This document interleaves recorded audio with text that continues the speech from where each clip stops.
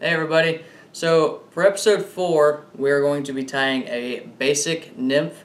It's going to complete our tandem rig that we run for Steelhead, building off of the fly that we tied in week 1, which is the deer-haired streamer. So what you're going to need for this is you're going to need a hook about a size 10 with a bead, a little bit of chenille, and your thread. We're going to be tying green today.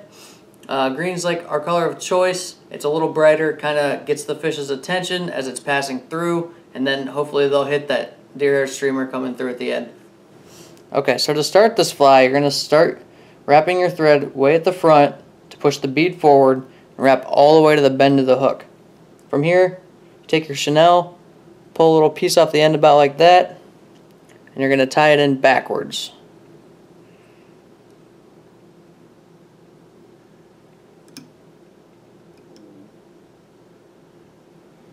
So you get it started tied in like that. Now you're just going to wrap from the back all the way to the, just short of the bead up front.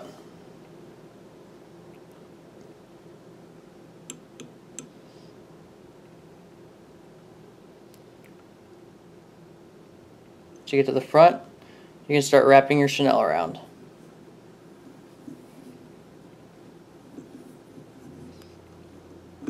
Just going to wrap it and keep it close together so you don't have any gaps in it.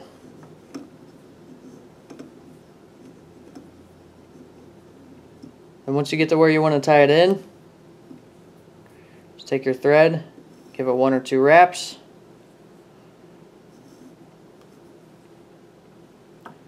Then from here you just cut off the excess. And then you're going to get this little ball of fuzz right here. You can just kind of pull that off. And then give it a couple more wraps to start your head and push the bead forward to the eye of the hook. Okay, so once you get your head started, from there you can take your whip finisher and go ahead and finish it off. Pull it tight.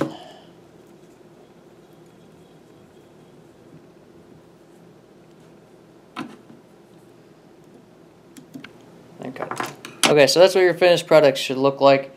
So now we're going to show you how we tie on the tandem rig for the rig that we use for Steelhead.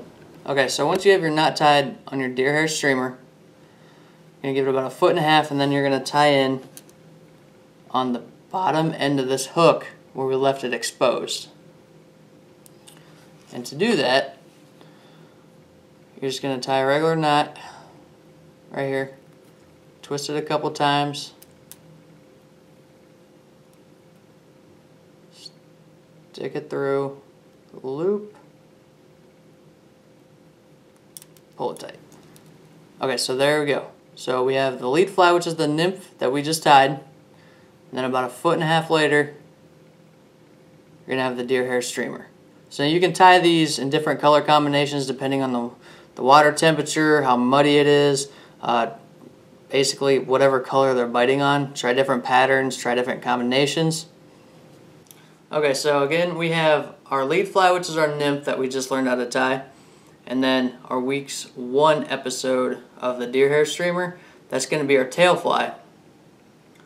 And basically what that does is the nymph's going to go through the water, the fish are going to see that, it's going to agitate them, and then they're going to hit this end fly. Sometimes you will get a hit on your lead nymph, not very often. It's more of like an indicator to the fish to let them know that something's following it, there's something in the river that's going through. So good luck to you. Be sure to like us on Instagram and Twitter. Have a good one.